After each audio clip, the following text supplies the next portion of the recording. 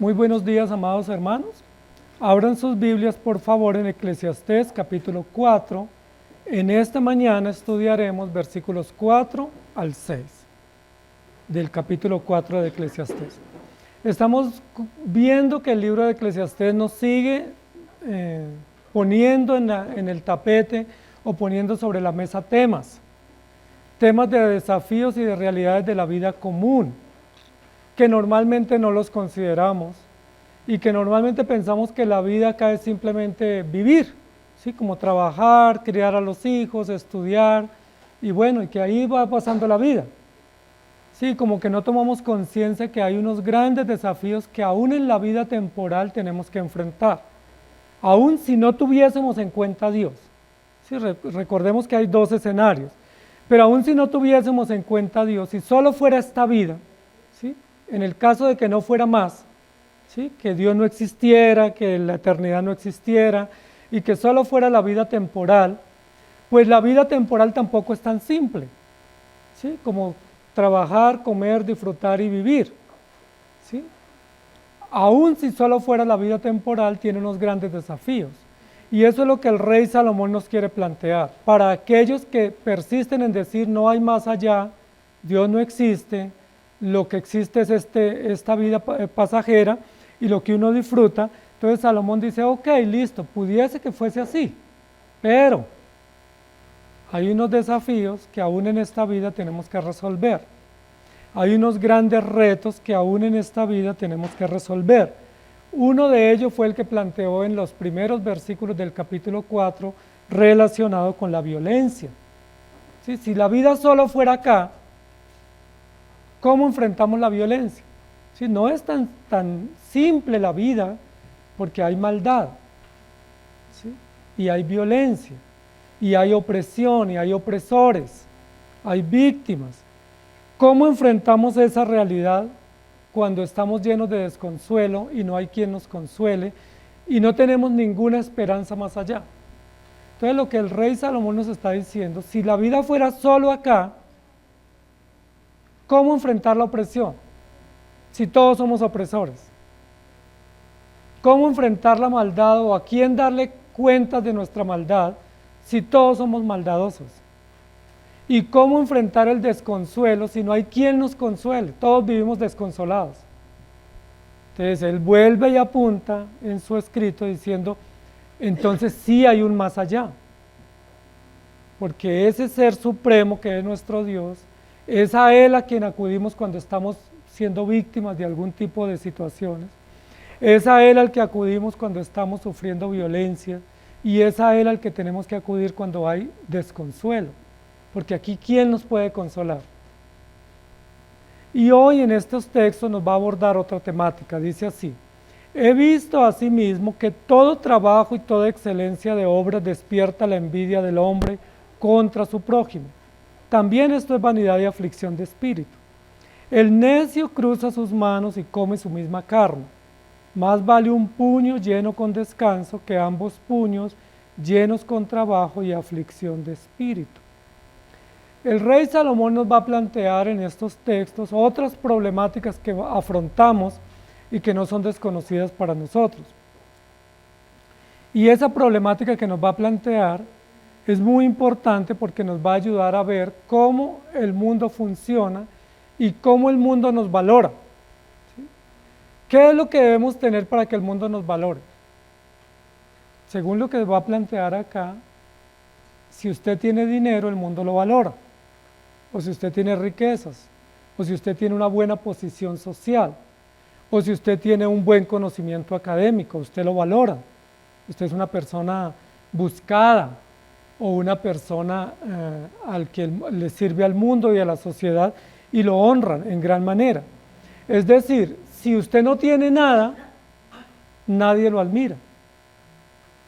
¿Sí? Si usted no tiene riqueza, no tiene salud, no tiene un buen apellido, no tiene una buena posición social, no tiene un buen estatus en la sociedad, ¿quién lo admira y quién lo quiere y para quién usted es útil?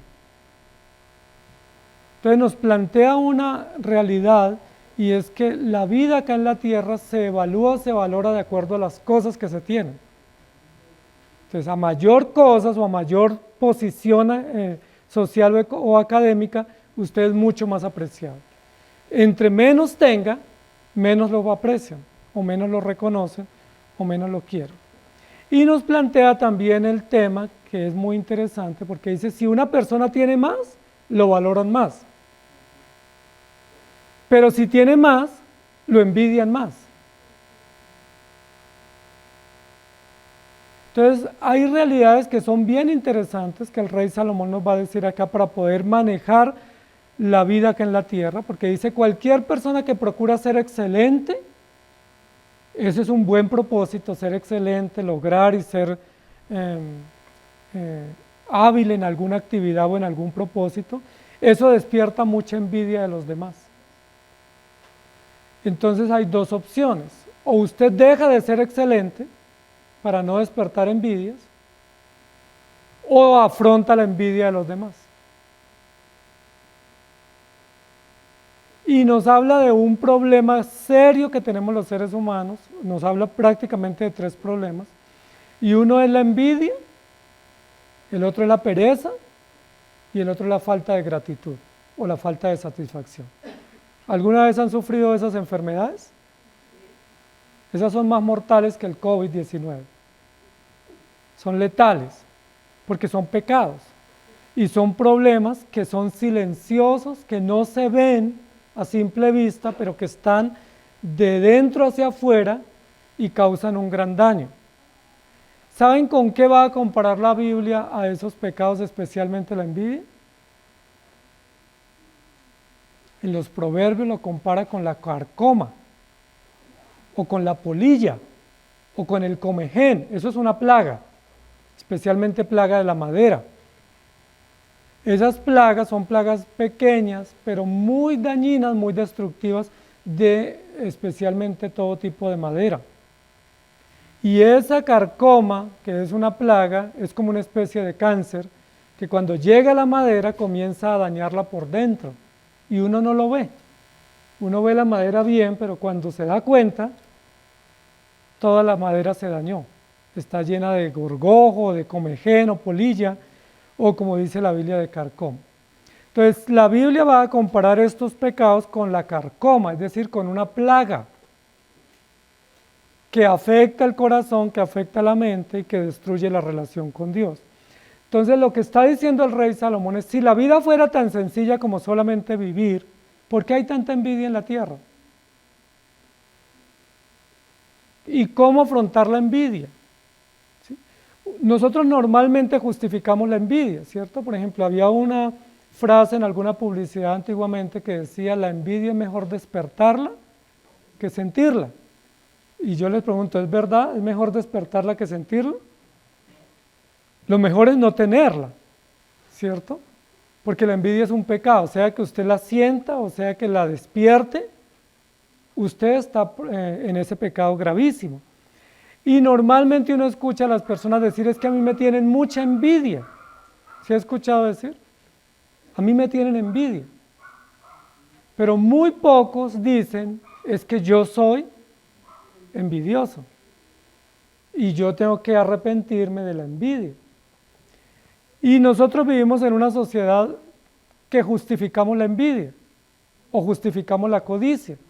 Por ejemplo, es muy fácil ir al centro comercial y uno desear todo lo que está en el centro comercial. ¿Y cómo se llama eso? Envidia, ¿cierto? Envidia porque uno no necesita eso, no tiene las capacidades de adquirir esos electrodomésticos o esos muebles, pero uno ya los está codiciando y deseando. O es muy fácil que un hermano diga, mire que compré mi carro, ¿sí? Y enseguida uno le dice cuánto le costó y dónde lo compró y cómo la está pagando. ¿Qué es lo que uno le está diciendo? Esa es la camioneta que yo me merezco, ¿cierto? O si alguien dice, es que yo compré mi casa, enseguida le decimos, ¿y en qué barrio? Uy, qué bueno. ¿Cómo hizo? Deme los datos, yo quiero hacer lo mismo. Y ahí yo ya estoy mostrando envidia, ¿cierto? Envidia porque yo quiero tener lo que ese hermano tiene, o quiero tener un poquito más que él, para demostrar que yo pude más. Y el rey Salomón nos va a enseñar sobre la envidia. Entonces, yo creo que la envidia es un pecado que todos sufrimos, de una u otra manera, ¿sí? Dice la Biblia, he visto a sí mismo, es decir, así como hay violencia en la tierra, así como hay opresión y hay tristeza en la tierra, también he visto que hay envidia en la tierra. Y para diagnosticar la envidia se requiere pues un proceso interno, porque no se diagnostica fácilmente. Dice, he visto que todo trabajo y toda excelencia de obras despierta la envidia del hombre contra su prójimo. Entonces usted consigue un buen trabajo y hay mucha gente que le tiene envidia. Usted viaja y le despierta envidia a los demás, sea familia, sea vecinos, sean los hermanos de la iglesia. Usted compra algo nuevo y hay gente con envidia. Es una situación seria, ¿cierto? Es un pecado serio. El rey Salomón lo expresa, ¿sí? El rey Salomón lo dice. Yo he visto eso. Yo les pregunto, ¿ustedes también han visto eso? Dicen que acá en Colombia se muere más la gente de envidia que de cualquier otra enfermedad, ¿sí? Se muere uno de envidia viendo que otros prosperan, ¿sí? Y eso hace que haya muchísima competencia. Hay un dicho hoy en día común, especialmente en el mercado o en la industria, pero también en los deportes y en la academia, y es, hay que ser competentes o hay que ser competitivos, ¿sí? O hay que estar preparados para competir. Pero resulta que la competencia es una manera de expresar envidia, ¿sí? Porque en una competencia, ¿quién quiere ganar? Todos, o por lo menos llegar entre los primeros puestos. Sí, en una competencia deportiva, en una competencia académica, pues reciben premios, reciben honor los que llegan primero. Entonces siempre uno quiere ganar o quiere llegar de primeras. ¿Por qué quiere llegar de primeras uno? Porque hay un premio, ¿sí? No simplemente por satisfacción de llegar, sino porque hay un premio, ¿sí? Por eso en la educación o en la casa los padres usan muchísimo el tema de los incentivos o los premios o los regalos, porque si se ofrece un regalo, ¿qué dicen los niños? Yo me esfuerzo. O si se ofrece un premio en el trabajo, pues el empleado se esfuerza porque no solamente gana su salario, sino que además de su salario, tiene un premio, una bonificación, un día libre, un permiso, un bono, algo que le den y él eso lo lleva a mayor esfuerzo. Pero la competencia es una manera de mostrar envidia. Ustedes no se han dado cuenta que en los deportes, cuando uno ve esas competencias, el que está compitiendo al lado del otro no le interesa si el otro se cayó, se lastimó, si el otro se fracturó, lo tienen que recoger en una ambulancia, a él no le interesa, más bien ¿qué dice? Si es un contendor, ¿qué dice cuando el contendor se cae? Dice, tengo vía libre para yo ganar. Era mi mayor contendor, ¿sí? Yo pude llegar porque mi compañero salió de competencia. ¿Pero por qué salió de competencia? Porque sufrió un accidente o porque tuvo una situación grave, pero en los deportes o en la competencia no hay compasión, no hay misericordia, no hay solidaridad, simplemente cada uno se mentaliza a llegar primero y ganar. La competencia lo que significa es si tú tienes metas y tienes sueños, hay que lograrlos como sea, ¿cierto? Y eso suena bien en la sociedad humanista en la que nosotros vivimos. Eso suena bien, de hecho eso lo promueven en las escuelas y en los seminarios. Póngase metas y mentalícese a lograr sus metas, no importa lo que pase a su alrededor. No se detenga a prestarle atención a nadie, ni se distraiga con nada, porque si no usted pierde el objetivo que son sus metas, sean económicas o emocionales, o cualquier proyecto que usted tenga. Pero la Biblia no nos dice eso. Recuerden que la Biblia lo que dice es ayudados los unos a los otros, esperados los unos a los otros. Si alguien tiene una necesidad, ayúdense mutuamente. Si alguien se detiene, deténganse y acompáñenlo. Si alguien llora, lloren con él. Miren que la pedagogía del Evangelio es totalmente distinta a la pedagogía humanista. La pedagogía humanista es póngase a la meta y llegue como sea. La instrucción bíblica es todo lo contrario. Si un miembro se duele, todo el cuerpo se duele. Si un miembro sufre, todo el cuerpo sufre. Si un miembro se detiene, todo el cuerpo se detiene para auxiliar ese miembro, porque no estamos jugando o no estamos en ese lugar de competencia mirando quién gana, porque de hecho la competencia lo único que despierta es envidia. Y el rey Salomón nos va a decir que generalmente cuando uno tiene un trabajo despierta envidias, y cuando uno hace algo bueno despierta envidia. Pero miren lo interesante, ¿de quién despierta uno la envidia? De su propio prójimo. ¿Y quién puede ser mi prójimo? A veces está en la misma casa, a veces es el mismo hermano o la hermana, a veces es la persona más cercana, a veces es la persona con la que uno comparte y uno le cuenta su proyecto, le dice, mire que logré esto, estoy feliz por esto, y esa persona por dentro, ¿cómo está? Que se muere de la envidia, ¿cierto? Como dice la Biblia, está que lo carcome o lo corroe la envidia. Yo no lo estoy viendo o no están viendo mi envidia, pero yo sé que tengo envidia por algo o por alguien y eso me carcome, me taladra y me está causando un gran daño. Cuando la Biblia dice que debemos alegrarnos con los hermanos que son bendecidos y que debemos alegrarnos con los que tienen beneficios y no sentir envidia. Entonces, amados hermanos, la palabra del Señor nos va a ayudar hoy a entender y a examinar. La idea hoy es que cada uno pueda hacerse un examen profundo. No lo podemos hacer en público. Los ancianos, los diáconos, no podemos decir usted es envidioso, usted no, porque eso cada uno lo sabe. ¿Sí? Y a veces uno ni siquiera lo sabe porque uno lo camufla muy bien. Entonces la pregunta que nos vamos a plantear hoy es, ¿envidioso yo?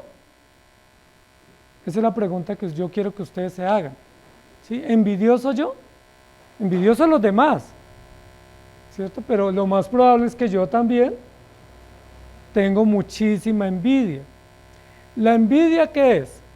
Pues la envidia es una molestia por el bien del otro. ¿Sí? Cuando el otro progresa en algún aspecto, tiene un beneficio, sea emocional, sea en su economía, sea en que tiene una familia bonita, sea en que tiene buena salud, eso me incomoda a mí, al envidioso.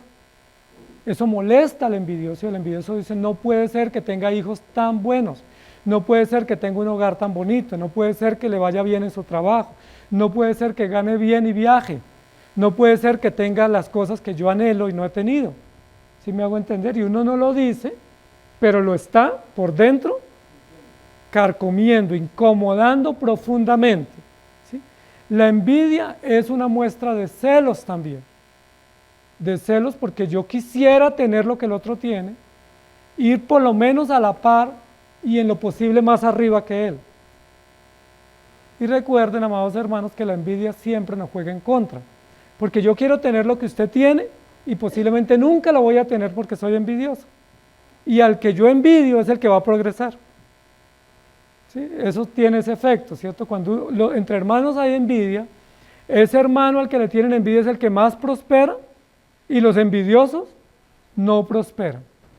¿Y por qué no prosperan? Porque son envidiosos, porque no tienen lo que decíamos, lo que vamos a decir más adelante, una disposición a trabajar, una disposición a ser agradecidos. Entonces la envidia es destructiva, es dañina, es maligna. Escuchen lo que dice la Biblia, la envidia es una plaga que causa un gran daño. La Biblia habla de varios envidiosos, porque en la Biblia están todos los ejemplos de todos los pecados que nosotros cometemos. Me imagino que ya estarán recordando algunos envidiosos de la Biblia, ¿cierto? Pero vamos a ir a algunos. Génesis capítulo 26, 12 al 17. Y la idea, amados hermanos, es que no tengamos envidia. Si usted hoy descubre por la palabra que usted es envidioso en su casa, con sus hermanos, con su familia, con sus vecinos, pues tiene que pedirle al Señor perdón y decirle, Señor, ayúdame para yo pues sanarme de esa enfermedad, de esa plaga, para que no tenga envidia y para que más bien disfrute los beneficios que tienen otros hermanos y me alegre cuando a ellos les va bien y no que me dé rabia, no que me moleste. Génesis 26, 12 al 17 dice así, y sembró Isaac en aquella tierra. Está hablando cuando Isaac estuvo en Gerar, que fue en el extranjero, porque tuvo que huir porque hubo hambre en la tierra donde él vivía, y le tocó ir al extranjero porque había alimento allá, y no solamente tuvo alimento para el sustento un tiempo, sino que tuvo la oportunidad de sembrar, le dieron tierras para sembrar y cultivar. Dice, y sembró en aquella tierra y cosechó aquel año 100 por 1. Eso es la máxima rentabilidad que puede dar un cultivo según la Biblia lo establece, al 100 por 1, es decir, que cada planta da el 100%. Sí, esa es la máxima rentabilidad, es decir, ¿cómo le fue en esa cosecha a Isaac? Súper excelente. Sí, sembró esa tierra, cosechó y tuvo una cosecha perfecta, plena, no perdió nada. No hubo plagas, no hubo pérdida, no hubo absolutamente nada en contra para que él no tuviera ese gran beneficio. Ahora yo les pregunto, amados hermanos, ¿esa bendición que Dios le dio a Isaac no era meritoria para Isaac? Recuerden que Isaac venía de pasar hambre en la tierra, pasó un tiempo de hambre, tuvo que emigrar al extranjero, y en el extranjero tiene la oportunidad de cosechar y ahora Dios lo bendice. ¿No es justo que Dios lo bendiga si lo había pasado ya Isaac por hambre? Claro que sí. Pasó un tiempo de escasez, Isaac no se quejó, Isaac no protestó contra Dios, Isaac no se vino en contra de Dios porque pasó hambre, sencillamente migró, y en ese lugar donde migró pudo cosechar y ahora Dios lo bendice grandemente. Pero dice la Biblia, y le bendijo Jehová. El varón se enriqueció y fue prosperado y se engrandeció hasta hacerse muy poderoso. ¿Gracias a quién? Gracias a Dios. Gracias a que Dios le dio la oportunidad de trabajar, le dio nobleza, le dio una actitud dispuesta para el trabajo, una actitud agradecida, y Dios lo bendijo. Y acá se describe, ¿cierto? Dice, tuvo hato de ovejas, es decir, tuvo una ganadería, tuvo hato de vacas y mucha labranza. Pero mire lo que dice el siguiente, y los filisteos le tuvieron envidia. Pero Isaac no le quitó nada a los filisteos para él enriquecerse, su dinero no fue mal conseguido, él no le robó a nadie para él tener su riqueza, simplemente fue producto de su trabajo y producto de la bendición de Dios. Dios lo bendijo. ¿Qué hacemos si Dios bendice a un hermano? O sea, ¿contra quién peleamos? O sea, ¿qué sentido tiene yo tenerle envidia a un hermano que Dios lo prospere económicamente si esa bendición viene del Señor? ¿Sí me hago entender? ¿Con quién estaríamos nosotros luchando o peleando? Contra Dios. Porque Dios que está bendiciendo a sus hijos, pues Él puede hacer lo que Él quiera con sus hijos. Y la Biblia dice que Él bendice, Él enriquece, Él prospera, y así lo hizo con Isaac. ¿Por qué le tuvieron envidia a los filisteos? Porque dice que se hizo muy poderoso y que tuvo grandes riquezas. No fue riqueza que le quitó a los filisteos, sino que Él la pudo adquirir. Y todos los pozos que habían abierto los criados de Abraham, su padre, en sus días, los filisteos los habían cegado y llenado de tierra. Miren cómo le mostraron la envidia a Isaac. Como Isaac necesitaba pozos abiertos para el brebaje de las ovejas y de las vacas, entonces ¿qué hacían los filisteos al descuido? Iban y le llenaban los pozos de tierra para que las ovejas no tuvieran agua para beber. Mire, qué maldad, ¿cierto? Qué actitud tan malévola de los filisteos contra Isaac, intentando detener a Isaac para que Isaac no siguiera disfrutando la bendición de Dios.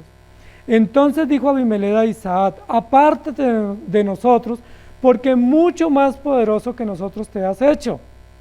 Váyase, no lo queremos ver acá entre nosotros. Ahora yo les pregunto, ¿no es bueno tener gente poderosa en medio de uno? Que produzca, que nos bendiga de una u otra manera, que genere empleo.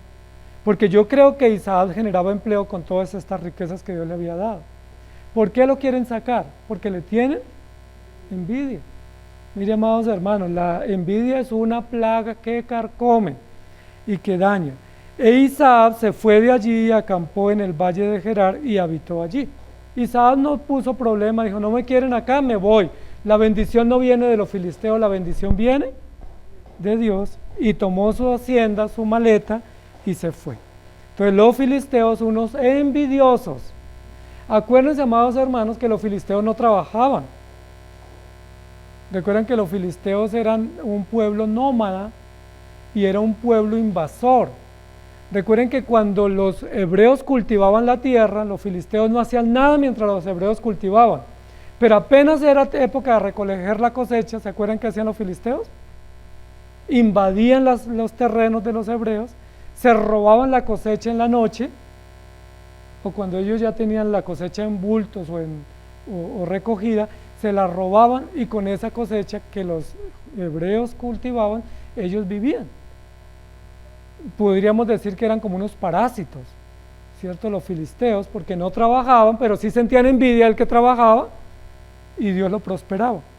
Otro que tuvo gran envidia, Génesis 4:6. En Génesis están todos los envidiosos. Génesis 4:6, 4:5. Dice, pero no miró con agrado a Caín y a la ofrenda suya, y se ensañó Caín en gran manera y decayó su semblante. Mire, aquí en el texto anterior era la envidia de unos extranjeros contra un migrante. Ahora es la envidia de un hermano contra su propio hermano. Caín y Abel eran hermanos de sangre, del mismo papá y la misma mamá, y vivían en la misma casa. Tenían los dos la oportunidad de ir a adorar a Dios y cada uno llevar la ofrenda pues correcta. Caín no presentó una ofrenda agradable a Dios, Abel sí presentó una ofrenda agradable. Dios vio con agrado la ofrenda de Abel y a Caín le molestó. Ahora yo les pregunto, ¿entonces Dios debería haber ocultado el agrado por la ofrenda de Abel para no incomodar a Caín? Entonces Dios debiera haber dicho, no, porque Caín se va a molestar, no digo nada. No, Dios es soberano. Él bendice a quien Él quiere bendecir y Él puede agradarse de quien Él quiera. A Dios le agradó la ofrenda de Abel, Dios se agradó de Abel, le mostró su simpatía, le mostró su agrado, y eso incomodó terriblemente a su propio hermano. Ahora, ¿qué debería haber hecho Caín? En lugar de molestarse, de sentir envidia, ¿no debería más bien haber dicho, bueno, gracias a Dios mi hermano fue acepto por Dios? ¿No debería haber dicho, hermano mío, enséñame qué hiciste tú para ser aceptable a los ojos de Dios? ¿Qué fue lo que tú ofreciste a Dios, que a Dios le agradó tanto tu ofrenda y la mía no le agradó? Pudiera haber hecho eso, ¿cierto? Pero ¿por qué siente envidia? Más adelante dice la Biblia, porque sus obras eran malas y las de su hermano eran buenas. Entonces Caín es otro envidioso. Podía haber hecho más, podía haberse esforzado, podía haber corregido, pero Caín lo único que tuvo a la mano fue la envidia para enfrentarse a su hermano, y la envidia le llevó a asesinarlo. Miren lo grave de la envidia que él incubó, que él almacenó en su corazón. Esa envidia la aumentó hasta llevar y matar a su propio hermano. Génesis 37:11, otro cuadro de envidia familiar. Parece que en las familias se da mucha envidia, yo no sé en las suyas, pero parece ser, según la Biblia nos da un patrón, las familias biológicas son como el foco más inmediato de la envidia. Génesis 37:11, y sus hermanos le tenían envidia. ¿Recuerdan de quién está hablando el texto? De José. Los hermanos de José le tenían envidia. ¿Por qué le tenían envidia? Porque Jacob tenía algunos detalles, algunos privilegios por José que no tenía por sus hermanos, pero también porque José era hijo de Raquel. ¿Se acuerda? Y los demás eran hijos de Lea o de las concubinas, y le tenían envidia a José. Y le tenían envidia, más su padre meditaba en esto. La Biblia no registra que José hubiera hecho realmente nada malo por sus hermanos. Simplemente tenía el favor del papá. Como era uno de los hijos menores, pues no lo mandaban a trabajar mucho al campo, sino que lo ponían de mandadero. Estaba como entre el papá y los hermanos, y eso le daba muchísima envidia a los hermanos. ¿Sí? Que no lo mandaron a trabajar con ellos, a cuidar las ovejas, sino que estuviéramos con su papá. Recuerden que también le tenían envidia porque José tenía unos sueños, y cuando José contaba los sueños, sus hermanos no decían, qué bonito sueño, ¿sí? Sino que le tenían más envidia. Y cuando su padre le regaló una túnica, ¿se acuerdan? No sabemos en qué época, si fue un cumpleaños o qué época, le regaló una túnica de colores, sus hermanos aún le tenían más envidia. Miren lo interesante, amados hermanos. Entre hermanos en la casa o entre hermanos en la iglesia nos podemos tener envidia, porque alguien vino mejor vestido, o porque alguien de un momento a otro llegó pues con una bendición de un transporte o una vivienda, o porque vemos que tiene mejor trabajo.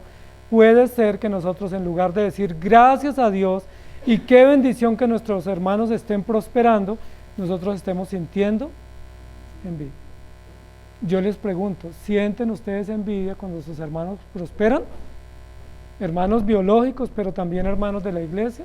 ¿Qué sienten cuando ustedes se enteran que un hermano recibió un buen trabajo, o le aumentaron el sueldo, o está viajando, o cuando ustedes se dan cuenta que él ya está pagando su casa o está pagando su carro? ¿Qué sienten ustedes? Gracias a Dios, qué alegría, cuánto me alegra que tenga su casa, que tenga su carro, y cuándo yo tendré la mía. ¿Sí? ¿Y por qué él y yo no? ¿O qué tiene él que yo no tengo? La pregunta es, ¿envidioso yo? ¿Será que sí? Probablemente sí. Es muy probable. Primera de Samuel 18:8 dice: y se enojó Saúl en gran manera, y le desagradó este dicho, y dijo: a David dieron 10,000 y a mí 1,000, no le falta más que el reino. El rey Saúl, que tenía todo porque era el rey, tenía el poder, estaba en el trono, manejaba a los soldados, manejaba el país entero. Cuando David mató a Goliat, ¿recuerdan? Recuerden cómo estuvo humillado el pueblo judío, el pueblo hebreo, por ese soldado filisteo que amenazaba al pueblo hebreo. 40 días los desafió y no sabían cómo enfrentar a Goliat. Saúl mismo estaba atemorizado porque no sabían cómo enfrentarlo. Cuando David, que era un muchacho, se presenta y dice: yo enfrento a Goliat, y luego ya lo dejaron que fuera y enfrentó a Goliat y lo mató. ¿Qué debería haber hecho Saúl, que era el rey? Pues alegrarse. Fuimos libres de la amenaza, del oprobio, de la altivez de los filisteos, y ya somos un pueblo libre. Recuerda que el pueblo salió a gritar y a cantar y decir: David mató a sus 1,000, Saúl mató a sus 1,000 y David a sus 10,000. Esa fue la coreografía y el cántico que entonaron, y eso que produjo en el rey Saúl. Terrible molestia, envidia contra David, pero David no hizo nada malo. David, de hecho, lo que hizo fue bien. Porque si David no hubiera matado a Goliat, todavía estaría Saúl enfrentando a Goliat. Todavía los estuviera amenazando. ¿Por qué sintió envidia? Porque Saúl era envidioso. Recuerden que Saúl era muy envidioso y le tuvo envidia a David, lo puso como un objetivo, que procuró muchísimo matarlo. ¿Por qué no lo logró? Porque Dios no le permitió. Pero Saúl sí intentó muchísimo matar a David sin causa. Recuerden que en algunas oportunidades David le dijo: pero yo no te he hecho nada, ¿por qué me persigues como si fuera un perro? Por envidia, porque Saúl le tenía envidia a David. Amados hermanos, ¿son ustedes envidiosos? ¿Le tienen envidia al hermano que llega mejor, o que ven que prospera, o que sus hijos están mejor que los suyos?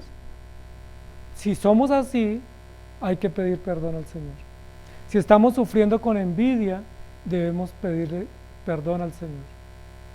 Y debemos pedirle perdón a nuestros hermanos también, porque nos debemos alegrar por lo que Dios les da.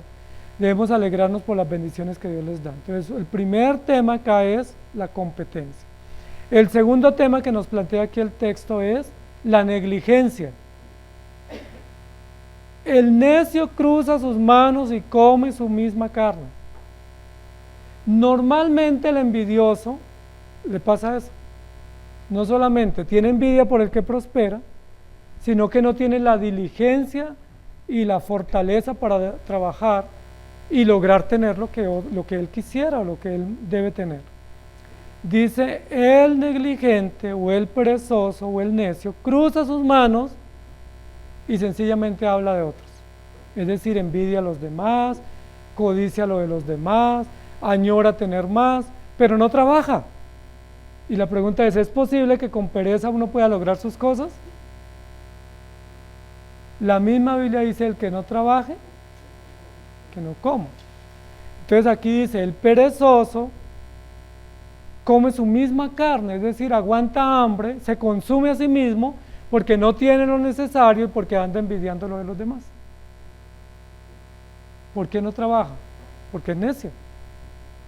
O porque quiere que le den, o porque quiere que el que prosperó comparta con él, o porque sencillamente espera que alguien tenga compasión y no se esfuerza por trabajar, por administrar y por cuidar las cosas. Entonces, es otro mal que el rey Salomón ve acá. Recordemos que el rey Salomón tenía mucha riqueza, pero el rey Salomón se dio cuenta que había mucha gente que le tenía envidia.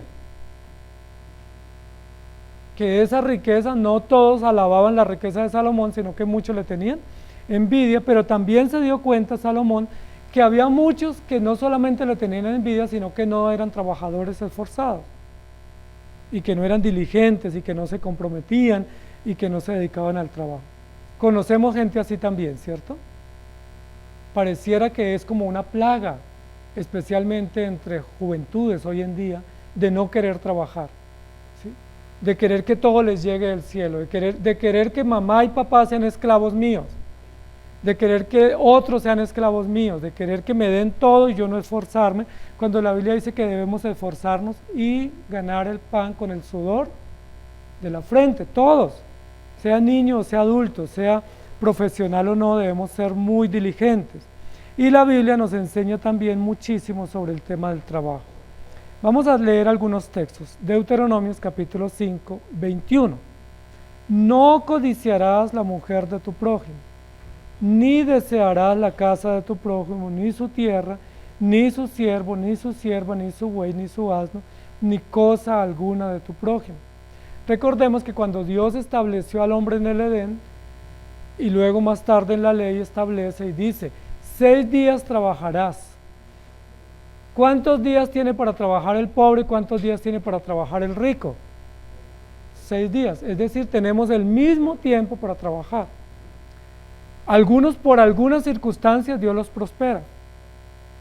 Hay algunos que son bendecidos económicamente, obviamente de malas maneras, consiguen el dinero y tendrán que dar cuentas. Hay otros que lo hacen de buena manera, con medios justos, legítimos y cuentan con la bendición de Dios. Pero aún si Dios no nos bendijera prosperándonos económicamente, con los 6 días de trabajo tenemos suficiente para el sustento. Sí, es probable que en muchos casos no pudiésemos ahorrar, pero si solo trabajáramos 6 días, con esos 6 días tenemos para el sustento. Y teniendo sustento y abrigo, estemos contentos con eso. Proverbios 27:4 dice así: cruel es la ira e impetuoso el furor, mas ¿quién podrá sostenerse delante de la envidia? Miren lo que se pregunta el rey Salomón en los Proverbios. La ira es terrible, pero es más peligrosa la envidia. O sea, uno cuando ve a una persona furiosa, ¿qué dice? Está por los montes, ¿cierto? Está furiosa, yo no lo soporto, no me le arrimo. Pero el rey Salomón dice, pero es más peligrosa una persona envidiosa que una persona iracunda. La persona iracunda se hace daño a sí misma generalmente, pero el envidioso le hace daño a otros, porque el envidioso nunca está contento con ver al otro vivir. Recuerden que por envidia a Isaac lo sacaron de donde estaba en Egipto, por envidia le tocó salirse del país. Recuerden que Caín por envidia fue muerto, Caín por envidia mató a Abel, y José por envidia fue vendido. No lo pudieron matar, ellos tenían el deseo de matarlo, Dios lo protegió, pero por envidia José fue vendido, tuvo que pasar muchos sufrimientos en Egipto, cárceles injustas, por envidia de los hermanos. ¿No será que también por envidia de otros nosotros podemos pasar sufrimientos? Es probable, porque por envidia alguien nos puede hacer echar del trabajo, por envidia alguien nos puede hacer levantar un chisme y dañarnos, por envidia alguien puede despertar la ira de otro contra nosotros y destruirnos. La envidia es un problema serio. ¿Quién podrá sostenerse delante de la envidia? El tema es que cuando uno mira a la otra persona, uno no le ve envidia en los ojos. De hecho, alguno le dice, lo felicito, pero por dentro, ¿cómo está? Me alegra, pero está sufriendo. Isaías 26, 11 y 12 dice, Jehová, tu mano está alzada, pero ellos no ven. Verán al fin y se avergonzarán los que envidian a tu pueblo, y a tus enemigos fuego los consumirá. Jehová, tú nos darás paz, porque también hiciste en nosotros todas nuestras obras. Aquí nos va a hablar de otro tipo de envidia y de otro tipo de envidiosos, y son los incrédulos que le tienen envidia a los cristianos. También existe que hay personas incrédulas que le tienen envidia al cristiano porque ven que el cristiano vive bien, vive tranquilo, está en paz, generalmente tiene unos hogares mejores que los incrédulos, generalmente vive más tranquilo y más sosegado en todo lo que hace, y los incrédulos le tienen envidia. Dice en el profeta Isaías, los envidiosos, los que envidian a tu pueblo, se avergonzarán, porque Dios los va a juzgar.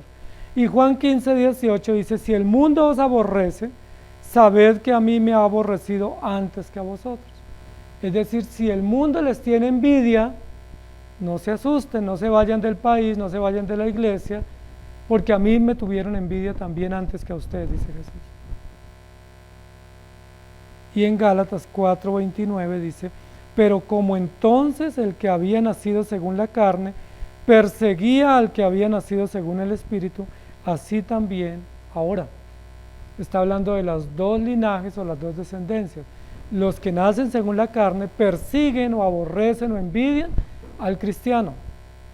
No sé si ustedes han sentido esa envidia de los incrédulos, pero a veces se percibe, ¿sí? Que hay personas que le tienen envidia e incomodan o molestan al cristiano simplemente porque es cristiano, no les ha hecho nada malo.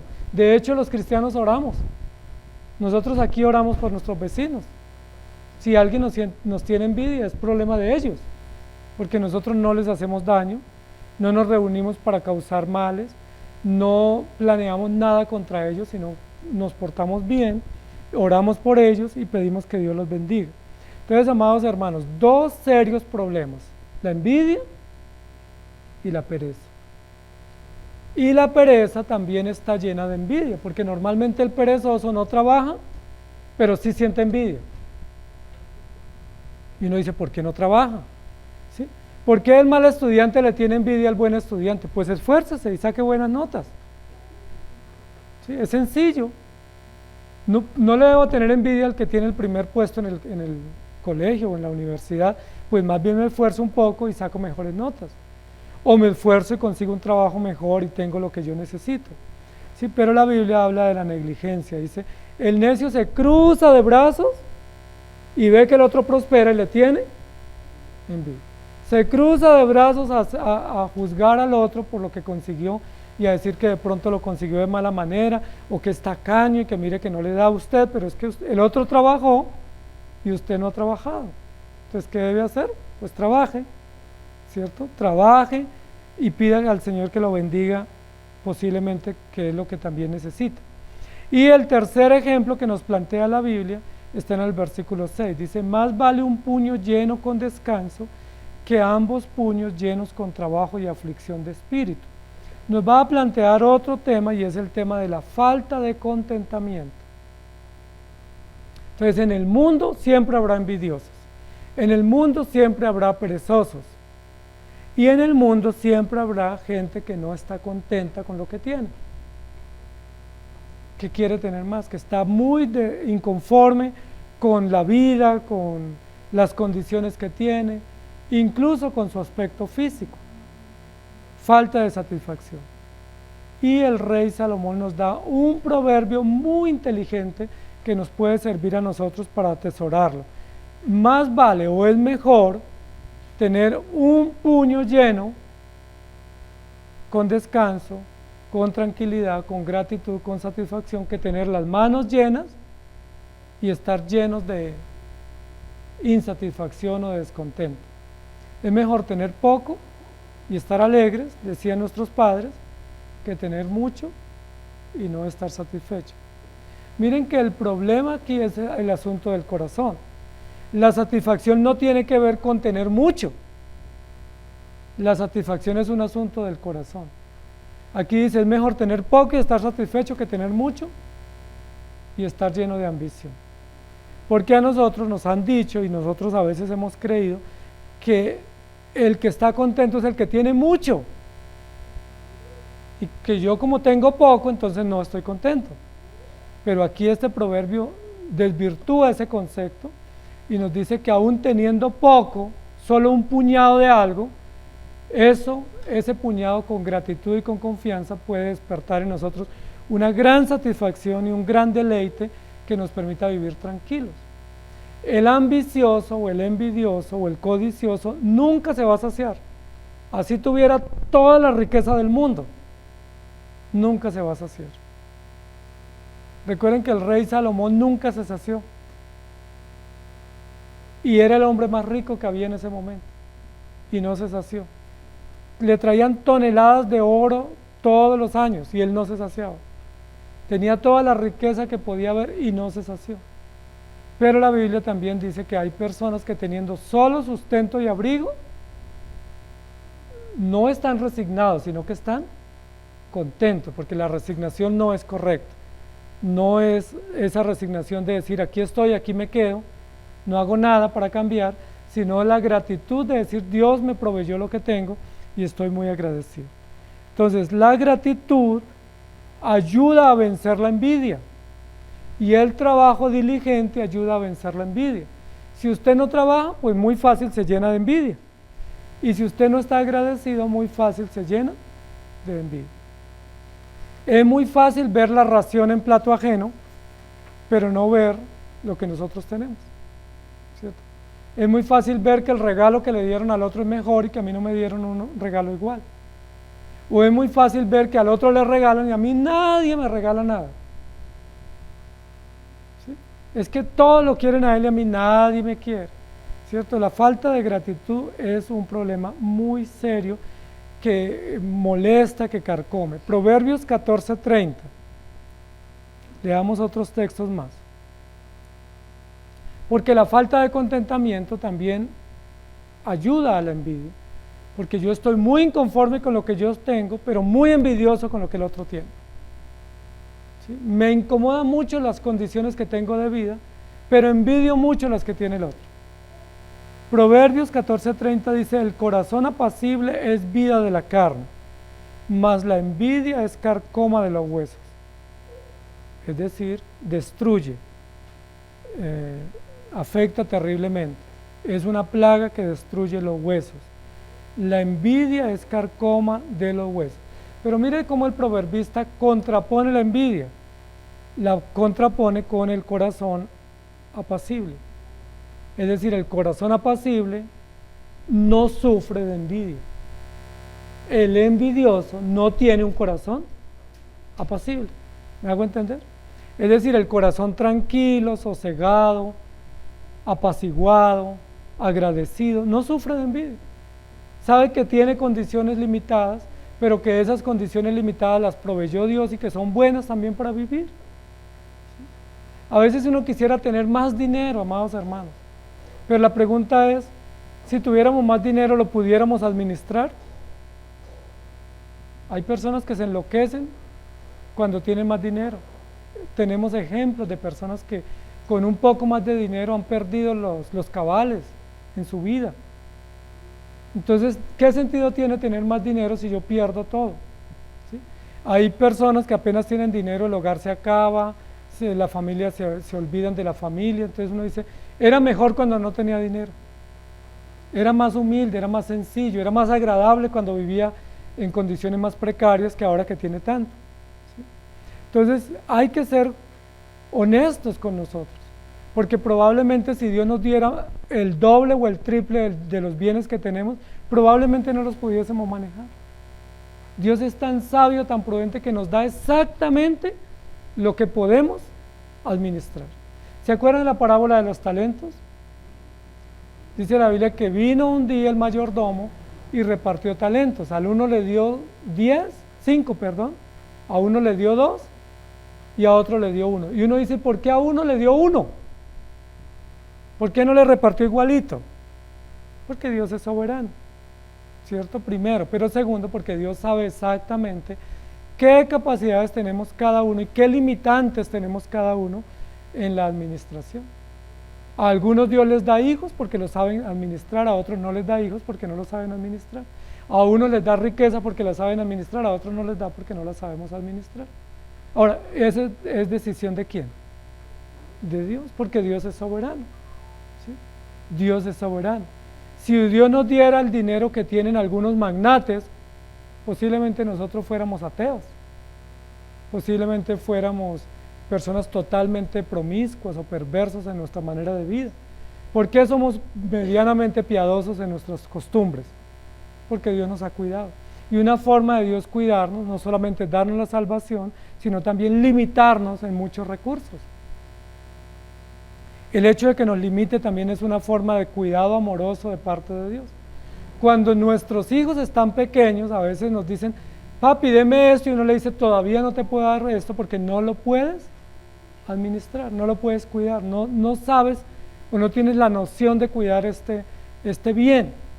No le entregaríamos, por ejemplo, a un hijo de 12 o 13 años una moto, o alguno de ustedes lo haría, o un carro, así tuviéramos el dinero. O un arma, por ejemplo, si usted usa armas o tiene armas, ¿usted le entregaría su arma a un hijo de 8 o 10 años simplemente porque él la quiere tener? ¿Qué le diríamos? No es el momento, todavía no sabes, no entiendes, no lo puedes administrar. Igual hace Dios con nosotros. A veces Dios nos retiene o no nos da cosas que queremos o pedimos porque no las podemos administrar y debemos estar agradecidos. El corazón apacible es vida, es decir, el corazón tranquilo. Dios no me da esto, amén, esa es su voluntad. O Dios me dio y me quitó eso, esa es su voluntad. Voy a estar tranquilo, voy a estar gozoso, voy a estar alegre con eso que Dios me dio, con eso que me quitó, en lugar de estar lleno de envidia. Romanos 13:7 dice, pagad a todo lo que debéis, al que tributo, tributo, al que impuesto, impuesto, al que respeto, respeto, y al que honra, honra. Y aquí también trabaja el tema de la envidia. Es decir, si el Estado nos demanda unos tributos, paguémoslos, son necesarios. Si hay que pagar impuestos o los valores que tengamos que pagar en los diversos lugares, paguémoslos, porque eso también es necesario. Pero también hay que pagar respeto al que merece, respeto y honra al que tiene honra. A veces uno le cuesta mucho honrar a una persona, ¿sí? Porque de un momento a otro esa persona está en un cargo superior al de uno y uno tiene que decirle jefe, y uno dice, pero jefe, si pudiera ser mi hijo, pero es mi jefe, ¿sí? Es mi jefe, lo tengo que honrar. ¿Sí? O en la iglesia Dios honra a una persona, lo debemos honrar porque Dios le dio honra y no debemos incomodarnos porque ese fue el lugar que Dios le dio a esa persona. Dios da puestos de honor a quien Él quiere. Primera de Juan 3, 11 y 12 dice, porque este es el mensaje que habéis oído desde el principio, que nos amemos unos a otros, no como Caín, que era del maligno y mató a su hermano. ¿Y por qué causa le mató? Sí, se pregunta el apóstol, ¿por qué causa le mató? Y él responde, porque sus obras eran malas y las de su hermano justas. La semana pasada mirábamos y decíamos, ¿cómo es posible? A uno no le cabe en la cabeza que un hermano biológico pueda matar a su propio hermano, ¿sí? Con el que uno jugaba, con el que uno reía, con el que iba a la escuela, que dormía uno en el mismo cuarto o en la misma casa, que luego termine matándolo. Pero ¿suceden esos casos? Muchos suceden. Mucho sucede que entre propios hermanos se maten ¿Por qué? Por envidia, por competencia, por ambición. Y la Biblia dice, no seamos como Caín. Es decir, que le tenía envidia a su hermano. No debemos tenernos envidia, amados hermanos. Debemos tener alegría. Qué bendición que ustedes prosperen. Ojalá todos prosperen económicamente. Ojalá todos tengan hogares bonitos. Ojalá tengan todos hijos educados. Ojalá a todos les vaya bien en todo. Esa sería la oración para que todos nos fuera así bien. Pero si Dios en su sabiduría prospera a unos y a otros no, ¿qué debemos sentir por el que prospera? Pues alegría, qué bendición que nuestros hermanos prosperen. Qué bendición que mi hermano pueda diezmar más que yo, que mi hermano pueda bendecir más a otros que yo, porque si Dios lo bendijo, qué alegría. O que pueda generar empleo, o que pueda tener mejores condiciones. Eso es una gran bendición. Es mucho mejor para nosotros tener hermanos prósperos que tener hermanos miserables. Es mejor hermanos bendecidos económicamente que hermanos carentes. Entonces, entre más Dios bendiga a los hermanos, todos debemos alegrarnos. Debemos hacer fiesta y celebrar que Dios los ha prosperado. No como Caín, que era del maligno. La pregunta podía ser, ¿eres tú como Caín? ¿Envidioso y malo con tu propio hermano? ¿Que tienes celos amargos contra tu propio hermano? Él mató a su hermano, pero ¿cuál fue el precio para Caín por haber matado a su hermano? Fue desterrado, fue fugitivo toda la vida, vivió huyendo toda la vida, atemorizado de que lo iban a matar, pero esa no fue la peor consecuencia. La peor consecuencia es que Caín fue condenado y quedó registrado en la Biblia. Imagínense, hace 7.000, 6.000 años vivió Caín, y hoy, después de 6.000 años, nosotros todavía lo estamos recordando. ¿Y por qué lo estamos recordando? Porque era envidioso, malo, celoso y homicida contra su propio hermano. Por eso 1 Timoteo 6:6 dice, pero gran ganancia es la piedad acompañada de contentamiento. Gran ganancia. Miren lo hermoso acá, porque el término ganancia acá en la Biblia es un término económico. ¿Sí? Cuando uno dice tuvo una ganancia, ¿qué está pensando? Pues que en sus ventas le fue bien, o que a su cuenta le creció el saldo, porque usted tuvo una ganancia. ¿Sí? Los que hacen balance al fin de año dicen, este año fue un año de ganancias o un año de pérdidas, si uno está pensando en dinero. El apóstol Pablo dice, gran ganancia es la piedad. Es decir, si usted no tuviera suficiente dinero, o si usted no tuviera suficientes bienes, o si usted no fuera bien posicionado económicamente, pero tiene piedad, pues tiene más ganancia que muchos. ¿Y qué es la piedad? Pues el contentamiento, la gratitud, la nobleza, la humildad, la sencillez, el gozo. Eso es la piedad. ¿Sí? Cuando uno dice es que es una persona piadosa, pues no es que se llame piedad la señora. No, piadosa es una persona humilde, agradecida, satisfecha, no en sí misma, sino en la provisión de Dios. Gran ganancia es la piedad acompañada de contentamiento. Amados hermanos, ¿son ustedes envidiosos? Levanten la mano los envidiosos. Somos envidiosos, ¿cierto? Aunque no lo querramos reconocer, aunque nos cueste reconocer que somos envidiosos, sí nos da así un no sé qué, no sé dónde, cuando vemos que alguien prospera, especialmente si es de nuestra familia, especialmente si es el hermano por el que menos creímos, el hermano en el que menos apostamos que le vaya mejor. Eso nos cuesta aceptar, nos cuesta pensar que tengamos que decirle, hermano, ayúdeme, o hermano, présteme, o hermano, deme trabajo.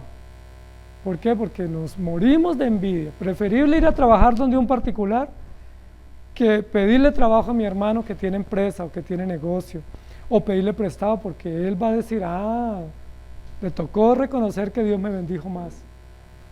Pero la envidia es muy mala, muy nociva. Jesús sufrió de que los soldados romanos y los judíos y los sacerdotes le tuvieran envidia. Marcos 15, 9 al 11 dice, y Pilato le respondió diciendo, ¿queréis que os suelte al rey de los judíos? porque conocía que por envidia le habían entregado los principales sacerdotes. Entonces Jesús fue víctima de la envidia del pueblo. Jesús no hizo absolutamente nada malo. Dice la Biblia que todo lo que hizo fue bueno y perfecto. Anduvo por la tierra haciendo el bien. Nunca hizo mal a nadie en la tierra. Todo lo que hizo, los consejos, las instrucciones, los milagros, la comida que dio, siempre fue haciendo el bien. ¿Por qué le tenían envidia? Pero dice la Biblia que Pilato, que era el gobernador, se dio cuenta que a Jesús lo habían entregado por envidia. Pilato pudo haber salvado a Jesús de la cruz. Pilato tenía el poder político y el poder militar y civil para librar a Jesús de la cruz, porque él sabía que lo habían entregado por envidia. Él como gobernador, como político hubiera podido decir, no, ustedes lo entregaron por envidia, no hay una causa justa. ¿Recuerdan qué hizo Pilato? Se lavó las manos. Él mismo dijo, este hombre no ha hecho nada malo, no es digno de muerte, pero debiera haber dicho enseguida, yo lo absuelvo de la condena que quiere el pueblo. Pero lo que él dijo fue, yo me lavo las manos y ustedes respondan por lo que van a hacer.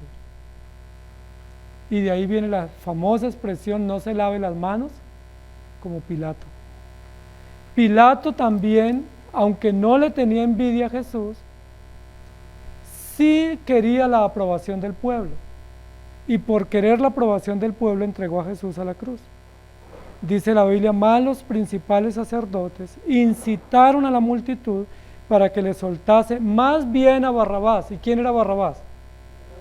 Un delincuente, era un reo, era una persona peligrosa para la comunidad, ya estaba preso, el paso siguiente era la crucifixión. Jesús lo están presentando a juicio, a Jesús no hay nada que lo puedan inculpar, debieran soltarlo, pero Pilato se lavó las manos. Entonces, amados hermanos, no nos lavemos las manos diciendo que no somos envidiosos, que en algunos casos no somos negligentes y que en muchos casos nosotros no sufrimos también de falta de contentamiento. La mejor forma de vencer la falta de contentamiento es agradecer a Dios en todo. ¿Sí? Por todo, dar gracias a Dios y de esa manera vencemos la envidia y la falta de contentamiento. Amados hermanos, que el Señor nos ayude, porque la envidia es probablemente la plaga o la carcoma que no nos deja progresar. A Caín no lo dejó prosperar la envidia. Los hermanos de José decían, imposible que tengamos que inclinarnos ante José, que es el más debilucho, imposible. ¿Qué les tocó hacer? Inclinarse, pedir comida e ir como obreros a la casa del faraón para proteger su vida. Los hermanos de José le tuvieron envidia.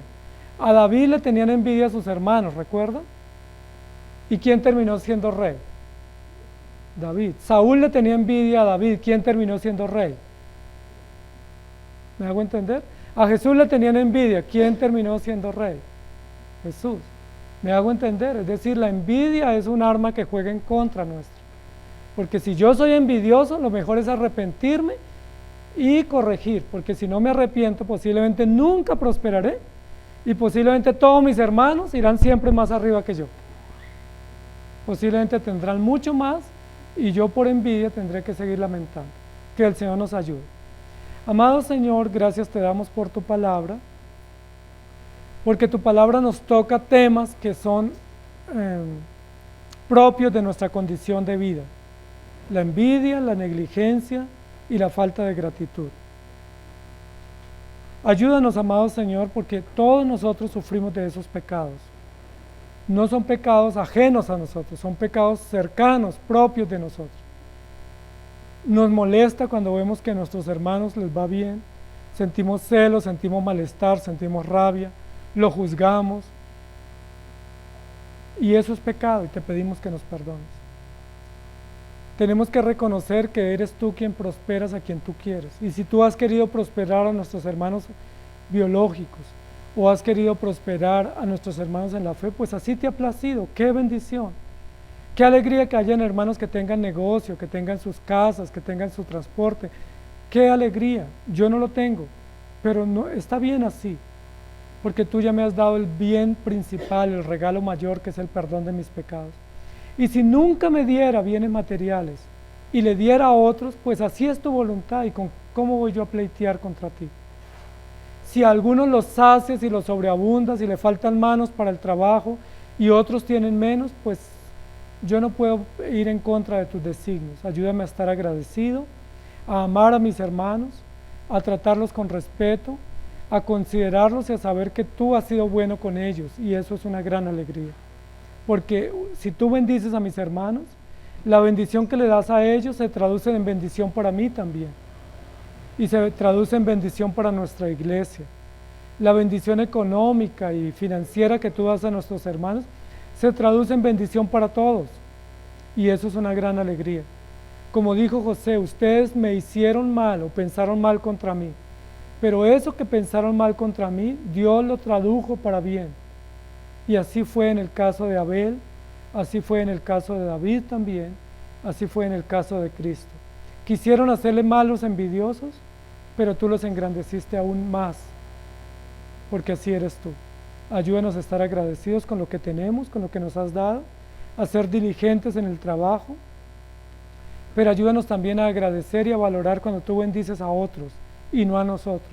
Cuando son otros los que reciben las ayudas o los bienes o los progresos y no nosotros. Ayúdanos a estar muy cómodos, muy tranquilos, sin celos, sin molestia, sin que se arrugue nuestro corazón y se incomode, sino muy satisfechos, y que podamos mirar a los ojos a nuestros hermanos, abrazarlos y decirles cuánto me alegra saber que Dios te está bendiciendo. Cuánto me satisface saber que tú te has dado, que Dios te ha dado tanto a ti. Cuánto me alegra. Y que sea honesto y sincero ese mensaje, esa gratitud, y no simplemente por quedar bien. Ayúdanos, Señor, te lo pedimos en Cristo Jesús. Amén. Que el Señor les bendiga, amados hermanos.